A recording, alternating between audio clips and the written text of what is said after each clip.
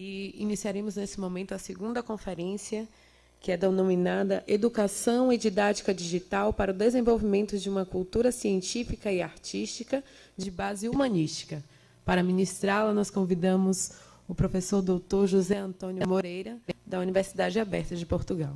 Eu queria, antes de começar a fazer a apresentação, fazer aqui 2 ou 3 breves notas preliminares, antes de falar exatamente no tema que vou apresentar, que tem a ver com esta questão da educação e didática digital para o desenvolvimento de uma cultura científica e artística de base humanística.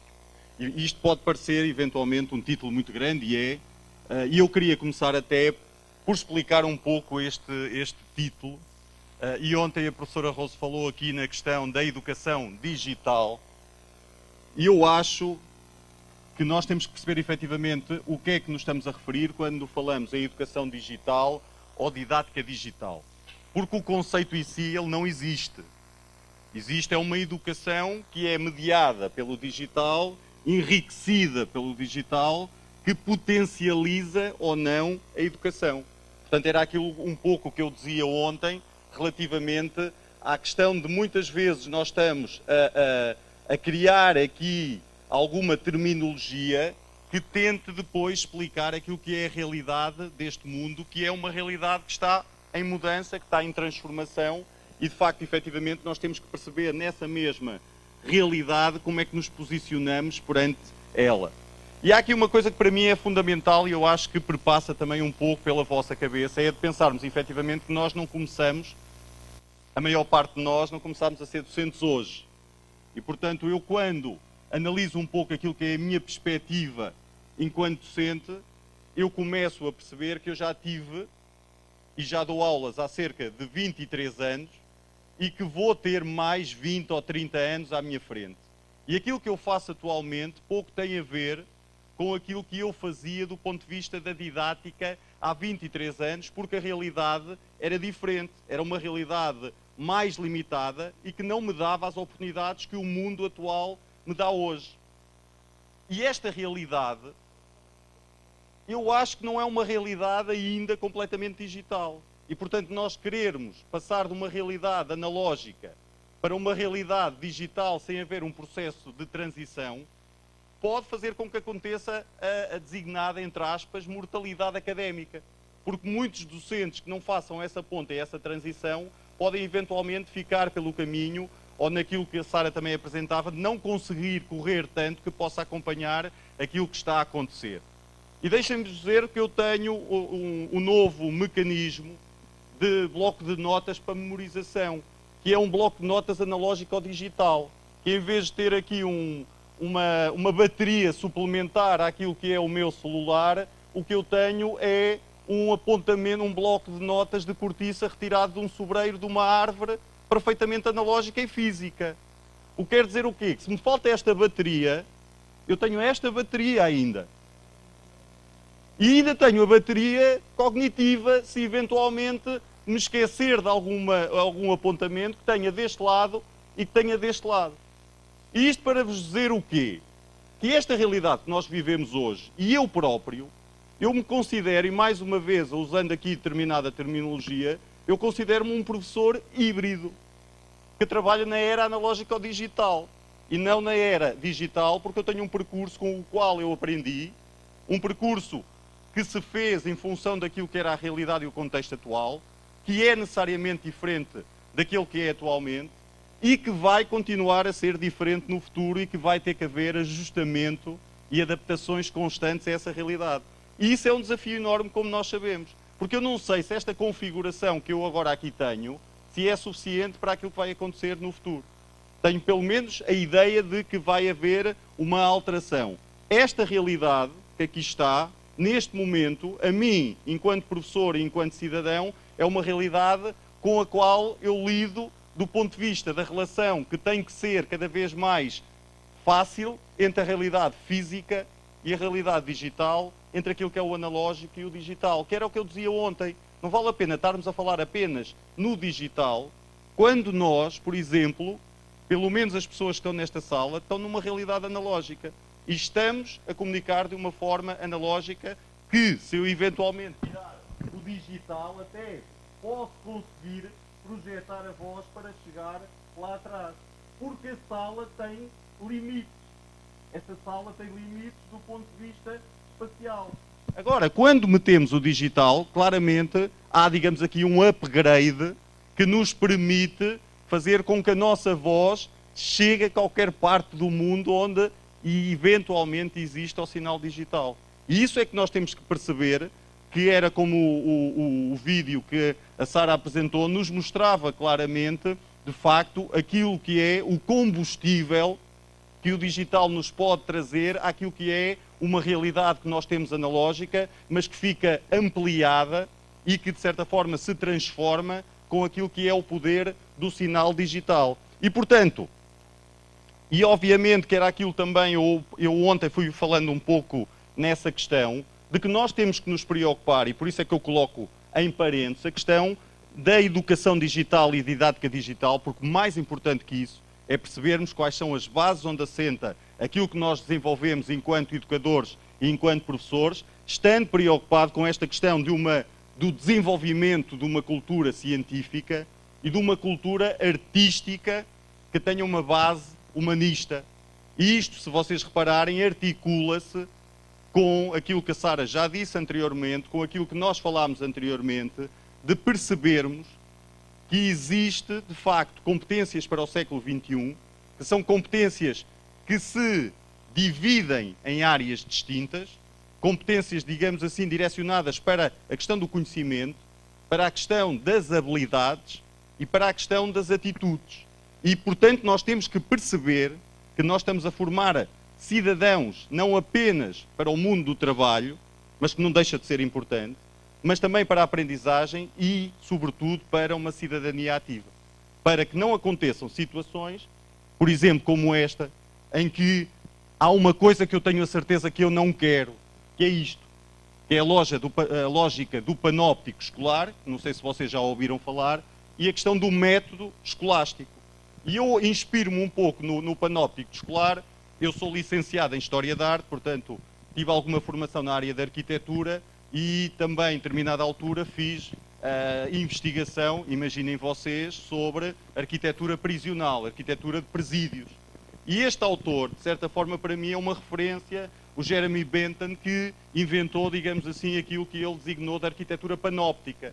E a arquitetura panóptica pressupunha que havia um domínio e um poder sobre aquele indivíduo que estava aprisionado. E, portanto, que é aquilo que nós transpomos para a realidade educativa, me assusta imenso. Onde aparece, de facto, este desenho que mostra claramente que esta educação que eu não quero é uma educação que aprisiona os nossos estudantes em celas, em que existe, efetivamente, alguém que transmite aquilo que é a verdade absoluta, em que outros não podem, efetivamente, sequer questionar. Portanto, tudo contrário àquilo que nós temos vindo a defender, porque aparece, como está aqui, e podemos fazer um paralelo com o que estamos aqui, de certa forma, neste cenário, de que os dominados, claramente, estão presos a um lugar, estão confinados a uma realidade, chamem-lhe depois aquela realidade das cadeiras em autocarro, da forma como vocês quiserem, mas há, claramente, um domínio do espaço por parte daquele que, de certa forma, controla, que pode ser o guarda prisional ou o professor, como vocês quiserem entender. E isto, o panóptico, permitia o quê? A facilidade de deslocação de quem dominava, mas os dominados estavam completamente presos, literalmente, naquilo que era o espaço e aquilo que era o tempo. E, portanto, havia aqui o domínio do tempo e do espaço como o segredo do poder, quem controla os edifícios, negando aos dominados o direito ao movimento.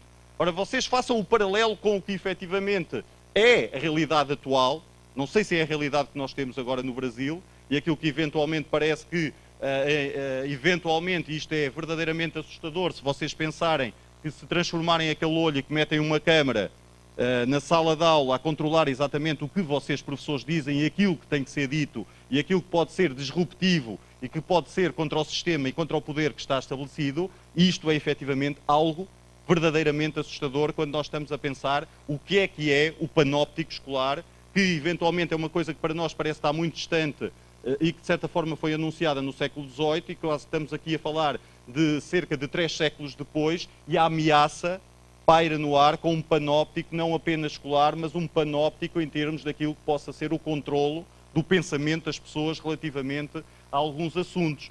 E a questão que eu coloco é se nós queremos efetivamente isto, outra vez, se nós queremos um pensamento medievalista em que efetivamente se reconhecia como verdadeiro e determinante o designado critério da autoridade, ou seja, se admitia que o que era dito pelas autoridades era verdade, só porque as autoridades o afirmavam.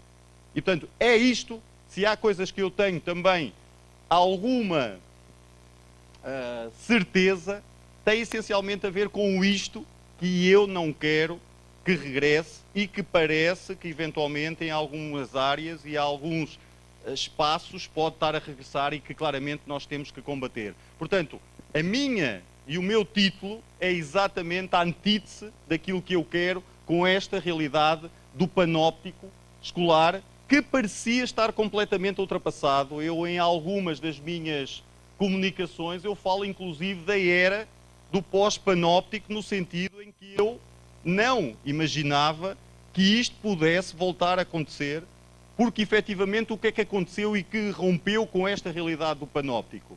É que o dominado conseguiu, e através do sinal digital, ampliar-se para fora daquilo que é o raio de visão humano, deixar de estar fora do controle, porque as salas de aula necessariamente não têm que ser físicas.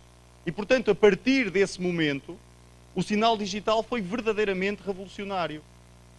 E em Portugal nós temos, inclusive, só para vos dar um exemplo extremo, e pegando até na questão mesmo da prisão, que nós estamos a desenvolver um projeto de educação à distância e learning nos presídios, mostra que, quando nós conseguimos colocar o sinal digital dentro de um presídio, o indivíduo tem a capacidade de se reeducar, de eventualmente ter acesso a conhecimentos que era impossível ter numa dinâmica destas, mas com um sinal digital controlado, com uma internet controlada, onde nós também damos acesso àqueles sites e àqueles, digamos assim, links que nós achamos que são essenciais para discutir completamente esses conteúdos. Portanto, pensava eu, e portanto estamos sempre a aprender naquela lógica, que efetivamente a era do panóptico escolar estava completamente ultrapassada, pelos vistos, pela realidade política de alguns países, não estamos.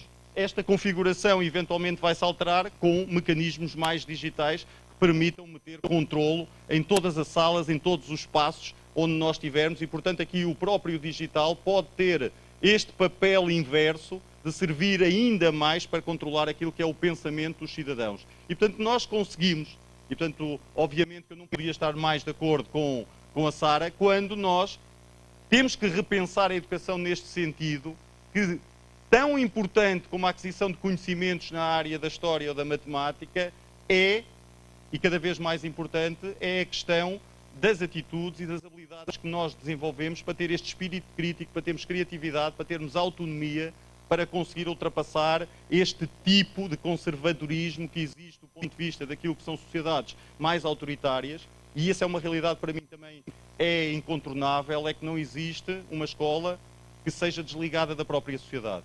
E isto pode acontecer, é um risco muito sério que pode acontecer no Brasil, de facto, haver um retrocesso quase civilizacional, se nós temos uma sociedade com um cariz mais autoritário, que passa a ter um domínio sobre a parte educativa e que molda o pensamento daquilo que possa ser também aquilo que é a realidade escolar. E, portanto, isso é verdadeiramente assustador. A professora Vani falou ontem na questão das possibilidades. De facto, o que me deixa também com alguma esperança é que existem imensas possibilidades de contornar isto se, efetivamente, nós tivermos um pensamento crítico, se nós tivermos uma educação com um conhecimento científico bem aprofundado para, de facto, termos aqui, porque não existe espírito crítico depois sem conhecimento. Isto é quando nós falamos aqui, parece que estamos a colocar conhecimento é uma coisa, competências são outra, atitudes são outras, habilidades são outras. Essas competências são transversais e multidimensionais e ligam-se.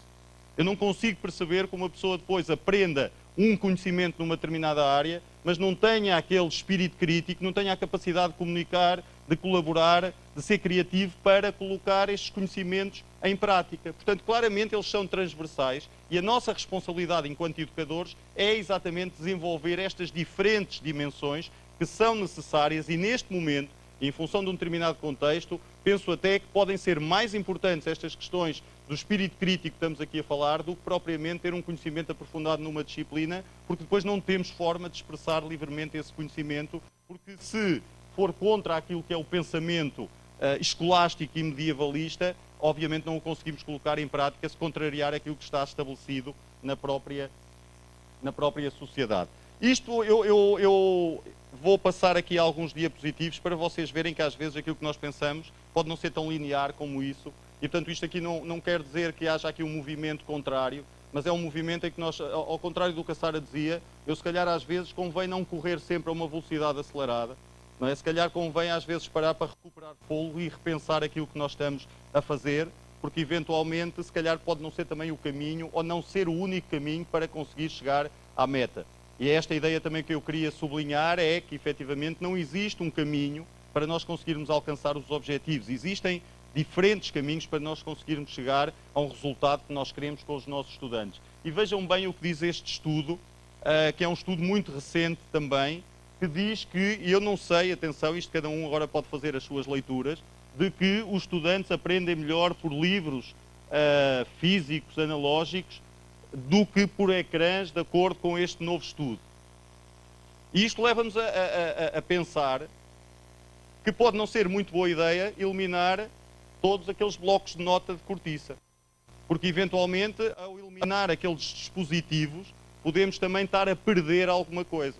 Portanto, o desafio aqui parece-me que é mais perceber como é que eu consigo conciliar aquilo que é a realidade analógica com a realidade digital e como é que eles podem dialogar um com o outro. Não é? Porque é que eu tenho que ter necessariamente tudo em e-book? Porque é que eu tenho que ler tudo em tablets? Porque é que eu não posso continuar a ler num livro físico se também me sinto confortável nesse formato e se ele, em determinadas alturas, pode responder melhor para desenvolver, por exemplo, a linguagem e a escrita. Não é? Porque vocês sabem também, do ponto de vista da caligrafia, daquilo que possa ser, muitas vezes, a comunicação nas redes sociais, nós em Portugal dizemos que também parece que os nossos estudantes andam a escrever cada vez pior, porque efetivamente a escrita mudou e no formato digital a comunicação é diferente e, portanto, necessariamente a comunicação também se torna diferente. E, portanto, convém não partir do pressuposto que estamos a falar de eliminação e substituição, mas estamos a falar de como vamos conseguir equilibrar esta própria realidade. Porque claramente isto faz com que os tais professores analógico-digitais, com o tal passado, com o tal presente e com o tal futuro que eu quero ter, que me consiga adaptar e que entre num processo de não deixar ninguém para trás. E isto é verdadeiramente, na minha perspectiva, um processo inclusivo, em que eu não digo que a tua experiência, por não teres nem nada de professor digital, que já não serves para o sistema, e eu tenho que perceber que a experiência educativa de um professor verdadeiramente analógico pode ser extremamente importante para dialogar com um professor que tenha um ADN mais digital. E eles dois em conjunto, do ponto de vista da construção coletiva, pode ser muito interessante eles dialogarem e conseguirem obter resultados, porque necessariamente não temos que caminhar todos à mesma velocidade e todos de uma forma idêntica.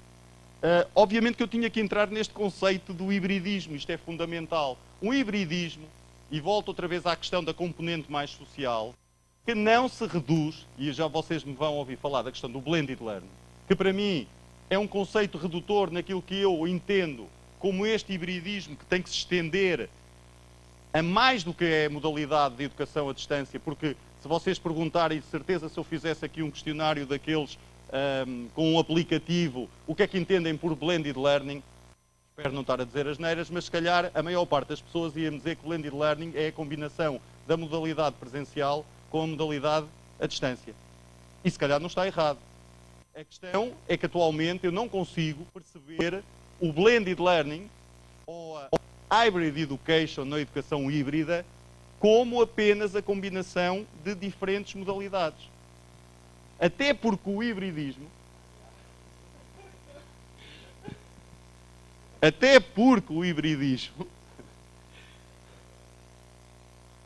já está a fogo, pode beber água se quiser. Eu não preciso, mas se quiser dar água, está bom? Está bom desse lado? Precisam de beber água? Eu não preciso. Até porque o hibridismo ou a educação híbrida é efetivamente muito mais do que a combinação de diferentes modalidades de aprendizagem. E é nesta perspectiva que efetivamente eu me entendo e, portanto, colocando outra vez isto no eu, enquanto professor, eu, professor híbrido, não me reduzo a utilizar o hibridismo numa perspectiva de ser professor numa educação à distância ou numa educação presencial. Portanto, eu não consigo entender efetivamente, quando estou a falar de educação híbrida, reduzir-me apenas a isto. E, portanto, obviamente que nesta perspectiva, e se vocês repararem, ontem falámos aqui, a questão da educação digital, por exemplo, volta outra vez a este aspecto que me parece muito importante. A educação digital remete-nos para um pouco para a utilização da educação com tecnologias, mas que podem ser tecnologias utilizadas num ambiente presencial. Ou podem ser tecnologias digitais que nos permitam construir ambientes virtuais com separação geográfica. E, portanto, isto também é hibridismo. Que eu posso estar a falar de uma educação digital e, portanto, que não elimina aquilo que é a educação presencial enriquecida com tecnologias, dentro da sala de aula com dispositivos tecnológicos, dentro da sala de aula física, mas posso estar a falar de uma educação digital combinada com uma realidade presencial com tecnologia digital, enriquecida por plataformas digitais, com redes sociais, com ambientes virtuais tridimensionais, com ambientes, de certa forma, imersivos, com a eventual utilização de jogos digitais. E, portanto, quando eu entro nesta multiplicidade de combinações digitais e analógicas, estou a entrar na realidade híbrida, naquilo que eu considero como uma realidade mais completa daquilo que nós temos enquanto realidade social. E o híbrido entende-se, pois, nesta perspectiva como o quê? Como uma mistura entre diferentes elementos que resultam num novo elemento composto dos anteriores. Estão a ver? Não há uma eliminação dos anteriores, mas uma nova composição, aproveitando aquilo que existia com aquilo que existe atualmente. E, portanto, aqui quando falamos do híbrido, tem que ser compreendido quanto à natureza dos espaços, cá está, analógico, digital, os espaços, quanto à presença física e digital, quanto às tecnologias analógicas e digitais, porque não existem apenas tecnologias digitais, e quanto à cultura pré-digital e digital. Obviamente o que é que eu acho é que quando eu conseguir ser aquele professor verdadeiramente híbrido, sou um professor mais completo, porque consigo trabalhar em diferentes espaços, com diferentes tecnologias e aproprio-me de diferentes culturas, não eliminando uma para substituir pela outra. Obviamente que esta combinação, não é? Esta nova composição é que vai fazer de nós professores mais ricos e mais completos e necessariamente mais bem preparados para enfrentar esta nova realidade do século XXI. Se nós andarmos sempre na lógica de apenas duas cores, daquilo que é o preto e o que é o branco, o que é a extrema-esquerda, o que é a extrema-direita, não vamos conseguir dialogar porque estamos nas pontas e só vemos a duas cores. E é interessante ver isso, até no Brasil é mais do que evidente, a quantidade de cores, que eu vejo aqui sem qualquer tipo de conotação, a quantidade de cores, de pessoas com diferentes cores que mostram exatamente esta realidade. Isto não é só um branco louro como a Sara ou eventualmente uma negra, muito negra, portanto existem aqui imensas cores e isto é a nossa realidade multicultural e a diversidade cultural que existe no mundo, em que o Brasil é um dos melhores reflexos exatamente desta combinação e deste hibridismo que aparece até naquela figura de um filme que eu gosto muito, que mostra exatamente isto, como é que as coisas se podem misturar, configurar, remixar, que é um conceito que eu gosto também particularmente, como é que nós podemos fazer um novo remix para as coisas darem configurações diferentes. Portanto, ontem falava-se de inovação e perguntavam o que era a inovação de base. A inovação de base é isto, é nós percebermos efetivamente como é que podemos aproveitar o que temos e recombinar e fazer, e muitas vezes não passa pela invenção,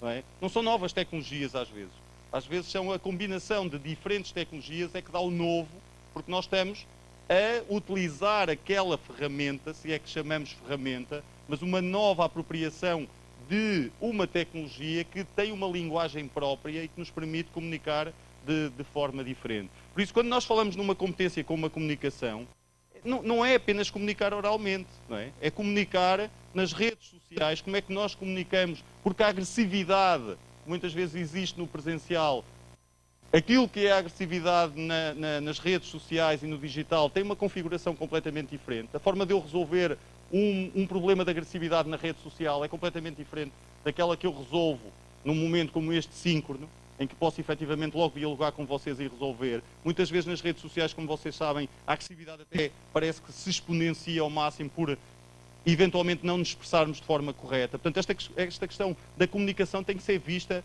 nestes diferentes ângulos e perspectivas.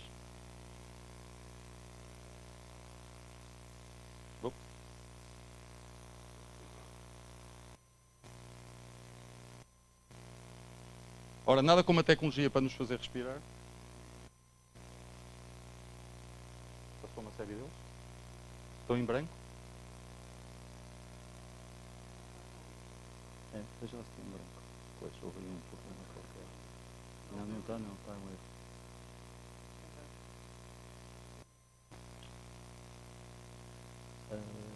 Não faz mal, passo para a frente. Não há problema. Não. Há um erro mesmo quando foi a exportação. Não se preocupe, passo para o outro. Já sei o que é que aconteceu. Pode continuar. Isso aí, pode estar aí.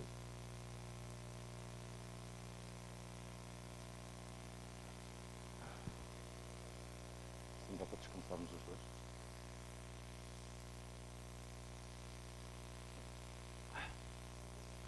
Nada como a tecnologia nos dá descanso, não é?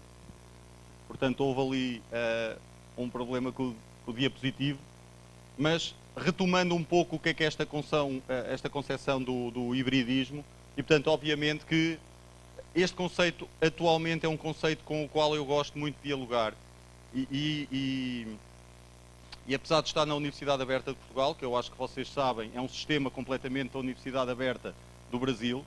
A Universidade Aberta de Portugal é uma universidade pública, portanto, que é uma instituição de ensino superior completamente independente das instituições presenciais. Portanto, a nossa prática pedagógica é, essencialmente, no virtual e, portanto, nós temos que pensar sempre como é que nós trabalhamos nesta lógica de educação digital, porque se, por exemplo, acontece o que aconteceu aqui, os nossos alunos desaparecem, não é? Se eu fico sem rede, não existe universidade aberta que consiga aguentar a inexistência do sinal digital, porque nós trabalhamos na rede. Essa é a nossa configuração, não é melhor nem pior, é aquela que responde a isto que eu tenho vindo aqui a dizer, daquilo que é a capacidade exponencial do próprio sinal digital chegar a qualquer parte do mundo. Só para vocês terem noção, nós temos estudantes do Brasil, nós temos estudantes em todo o mundo onde existem falantes da língua portuguesa, seja em países como Macau, seja em países como a Alemanha. Nós fazemos, digamos assim, toda essa ligação com o mundo, com os países da lusofonia, com Moçambique, com Cabo Verde, com Angola. Portanto, esta questão remete-nos para isto, de certa forma, da educação híbrida, porque mais, e isso já era uma ideia que eu defendia mesmo quando andava a explorar esta questão do blended learning, mais do que a integração de modalidades, a educação híbrida deve ser entendida como uma estratégia dinâmica que envolve diferentes abordagens e modelos pedagógicos, diferentes tecnologias e espaços de aprendizagem formais e informais. Portanto, que de certa forma nos remete para o conceito que eu vos estava a dizer da educação híbrida. E porquê que isto de facto hoje acho que tem aqui um interesse também relevante e que necessariamente as coisas não têm que estar desligadas e portanto não temos também que ter uma atitude apenas direcionada num determinado sentido, porque esta questão da educação híbrida naturalmente abre também a oportunidade para os nossos estudantes e para os nossos cidadãos para empregos e para trabalhos que cada vez são mais híbridos, de trabalhos que apelam a diferentes competências, porque já não há aquela questão apenas exclusiva de que eu vou tirar um curso de História para ser professor de História ou para trabalhar numa instituição que eventualmente esteja ligada à museologia ou que eventualmente tenha uma relação com outra área da História. Eu posso ter desenvolvido uma série de competências e conhecimentos na área da História que me permita ir para outro emprego onde seja exatamente também bem sucedido. E portanto, pensando até nesta questão que há vários autores, e claro que obviamente nós também percebemos isso,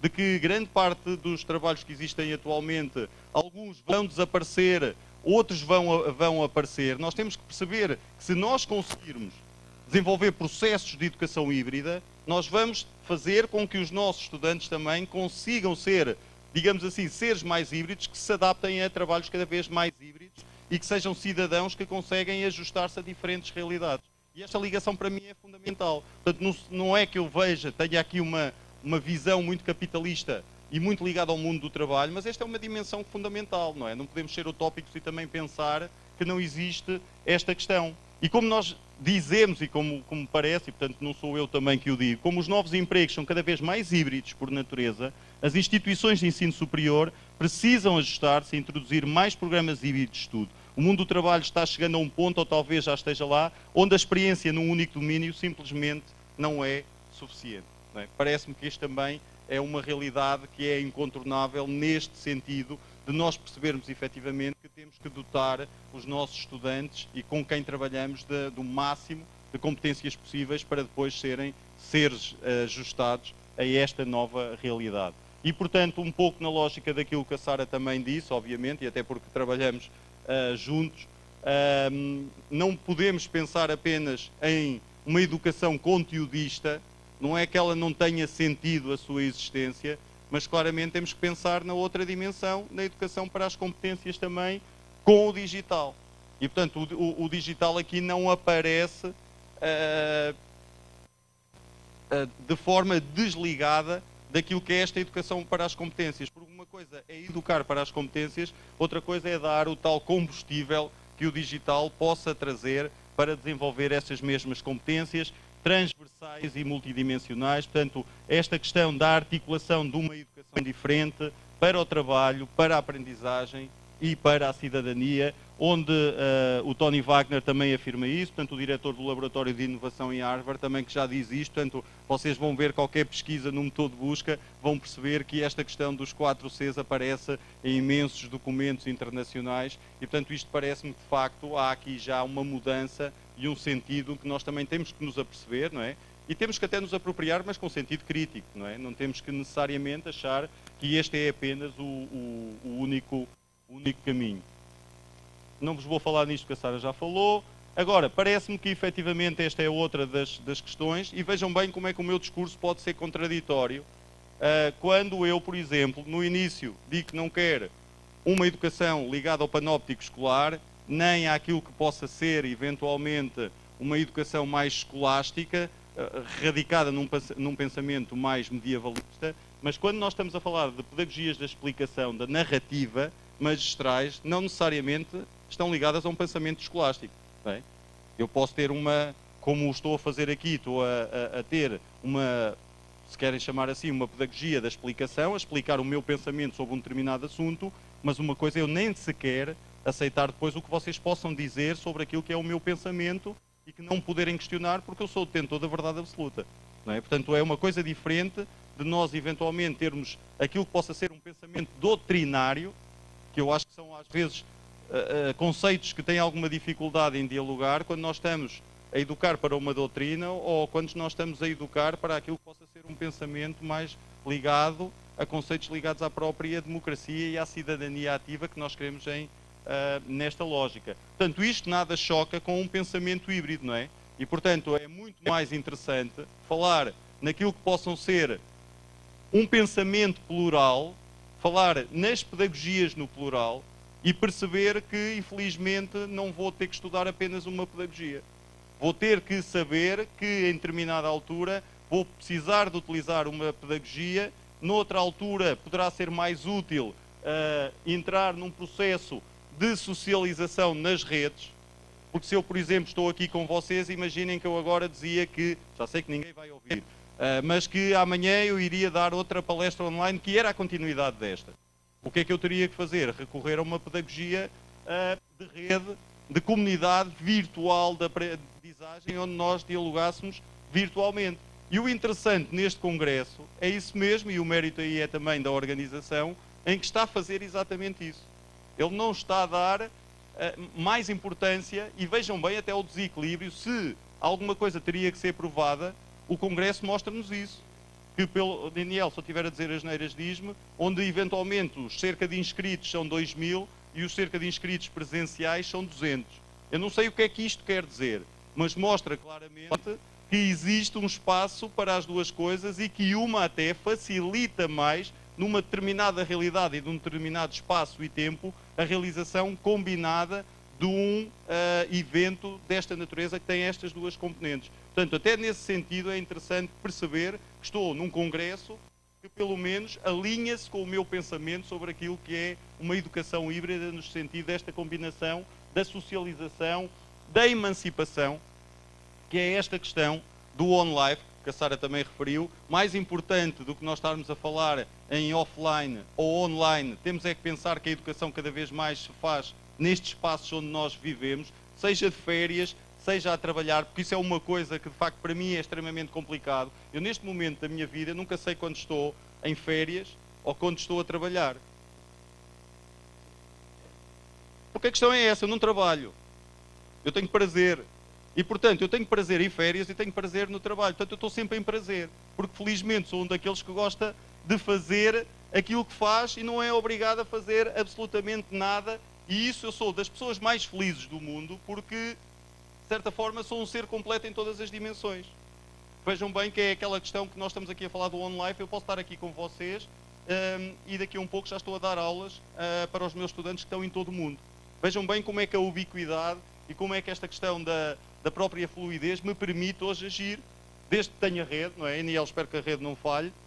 Posso estar eventualmente a dar aulas com os meus estudantes na disciplina que agora começa com o ano letivo. Não tenho o problema que a Sara tem às vezes de agora ter que repor aulas presencialmente em Coimbra, porque eu trabalho numa universidade completamente virtual e, portanto, estou aqui, mas é como se estivesse no outro lado qualquer do mundo onde esteja a rede. E esta, efetivamente, é aquele estilo de vida que eu gosto, mas que ao mesmo tempo nos faz com que tenhamos que ter capacidade de gerir também a nossa vida, não é? Porque senão estamos sempre a trabalhar, naquele conceito do prazer a trabalhar, ou estamos sempre de férias, porque eventualmente depois se eu encaro isto como uma conversa informal que eu tenho com os meus alunos a falar destas coisas, estou sempre neste espaço meio híbrido que não sei bem onde é que me posiciono. Portanto, eu não vou também alongar-me sobre isto, mas para vocês perceberem que a perspectiva é esta. Se há competências no plural, tem que haver pedagogias no plural. Não é? Porque se eu estou a falar, se eu quero desenvolver a comunicação e a colaboração, eu vou apelar a quê? A uma pedagogia da socialização, uma pedagogia da colaboração, uma pedagogia da emancipação. Se eu estou preocupado também que os meus estudantes tenham a capacidade de reter conteúdos, de eventualmente me ouvir, não tenho problema nenhum com a pedagogia da explicação.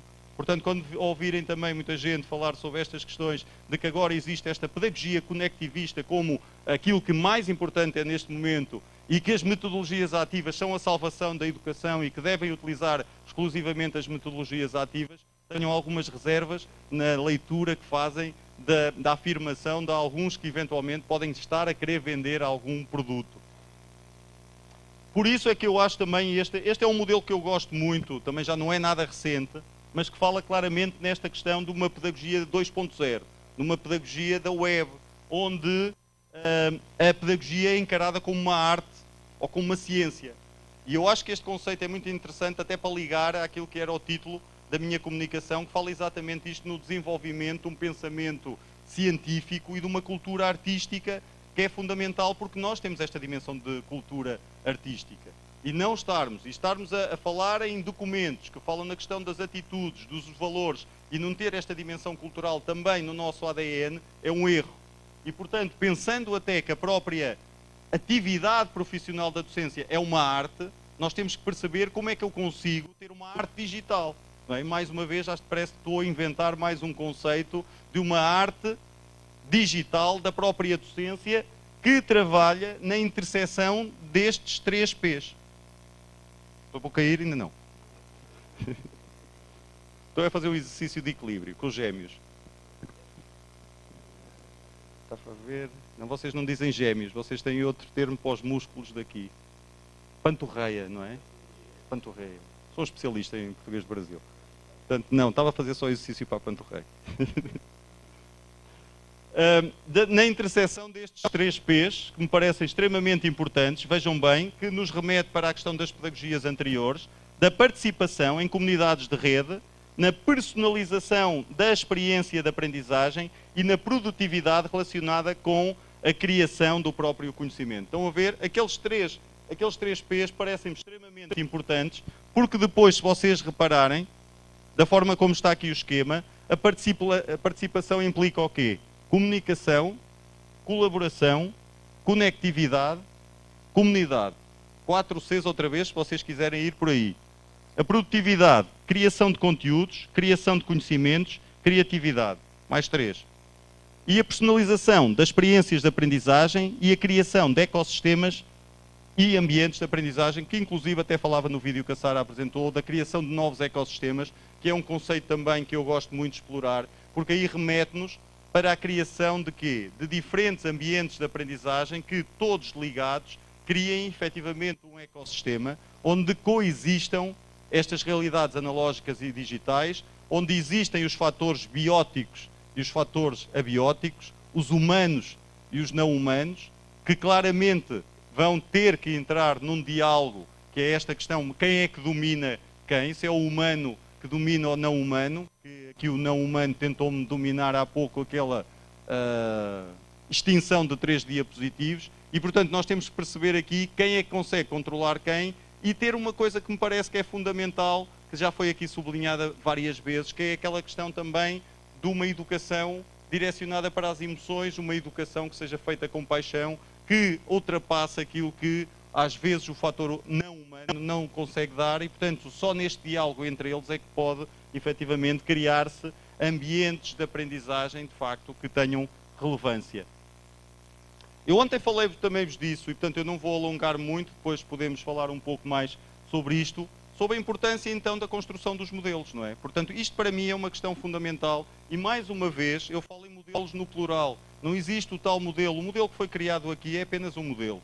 Eu criei outro modelo, isto às vezes vocês podem dizer, parece um pouco narcisista, na minha ambição de criar um modelo para mim próprio, mas isto é que é a personalização, de certa forma. É eu saber qual é a minha prática, conhecer-me enquanto ser híbrido, que eu estava a dizer, enquanto professor híbrido, e perceber como é que eu posso construir o meu ambiente de aprendizagem, ser eu o meu arquiteto do meu ecossistema, e perceber como é que eu vou utilizar alguns softwares que me permitam comunicar com os meus estudantes, se eventualmente incorporo algumas redes sociais, se eventualmente coloco umas horas presenciais no meu ecossistema, porque posso achar que é importante, não me preocupando se é mais importante o ambiente presencial ou o ambiente digital, mas preocupando-me em construir um ecossistema que seja válido para os meus estudantes.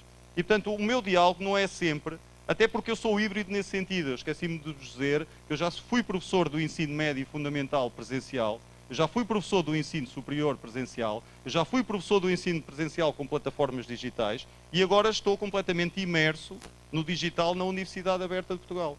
Portanto, neste sentido, os meus 23 anos de carreira deu-me, pelo menos, para perceber que não existe nenhum ambiente que seja melhor do que o outro. Porque eu tinha, inclusive, ali um estudo que vos mostrava que há um estudo que um professor fez, em que dividiu a turma em 2 partes, deu, imaginem dividir uma sala, deu uma componente completamente presencial a estudantes e deu a outra num ambiente completamente online, e os resultados do ponto de vista da aprendizagem foram exatamente os mesmos.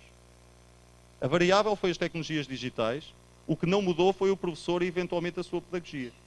O que quer dizer o quê? A leitura que eu faço básica, sem perceber muito desse estudo, é que realmente quem fez a diferença foi o professor. Porque eventualmente pode ter utilizado a mesma pedagogia e conseguiu perceber que até aqueles estudantes que podiam ter um ADN mais analógico não tiveram qualquer problema a aprender na mesma forma, porque aquele contexto permitia. Porque aqueles estudantes podiam estar ali das 9 às 11 e poderia-se fazer um ecossistema e um ambiente de aprendizagem que conseguisse obter resultados. Mas vejam bem como o meu pensamento é contraditório. Estou a trabalhar numa universidade completamente digital. Só não é contraditório porque eu, mais do que falar em educação digital e sem digital, sou um defensor da educação. Portanto, o que eu quero, efetivamente, é perceber como é que eu consigo ser melhor professor independentemente do ambiente. Porque este é um exercício que nós temos que fazer todos. Agora, eu só consigo ter o upgrade se eu conseguir também fazer esta educação com o digital. Nós acharmos, portanto, isto pode ser um bocadinho perigoso no sentido em dizer, bom, então, mas se os resultados também são bons apenas com o analógico, para que é que eu tenho que ir para o digital? Porque o digital, em determinada altura, pode-me resolver estes problemas de eu, eventualmente, querer dar aulas, imaginem aqui na UFRB, mas não poder vir para cá. E poder, eventualmente, estar do outro lado do mundo, em Portugal, a dar aulas, como tivemos na especialização, para estudantes daqui de toda a Bahia, sem eu estar presencialmente, mas estando através de videoconferência ou estando através de plataformas de comunicação assíncrona. E, mais uma vez, nesta lógica, não há impossíveis, como vocês estão a ver. É a questão de nós, de facto, sermos criativos. Porque se efetivamente conseguirmos perceber e dizer, isso é difícil, é impossível, neste caso, não me parece que haja impossibilidades, efetivamente, se nós procurarmos aqui algumas soluções para algumas destas questões. E este modelo vai nesse sentido. Eu desenvolvi um modelo, porquê? E vocês podem achar isto um pouco estranho, um modelo pedagógico para o desenho de atividades orientadas para a desconstrução de imagens em movimento. Eu sou de História da Arte, como eu vos disse. Portanto, o que eu fiz foi uma pedagogia, e eu desenvolvo muito esta questão da pedagogia pela imagem. Através da leitura de imagens, que é muitas vezes o que falha, que as pessoas não sabem ler imagens, sabem vê-las, mas não compreendem aquilo que é a mensagem das imagens em movimento. Imagens em movimento, posso-me estar a referir a filmes, a jogos digitais, mas que implica a leitura de tudo o que seja as imagens em movimento. E atenção, com isto, não estou a dizer que a leitura do texto escrito estático não seja importante. A questão aqui que eu coloco é, porque é que eu tenho que começar sempre pela leitura do texto estático numa estratégia pedagógica? E aqui o que eu faço é exatamente o inverso.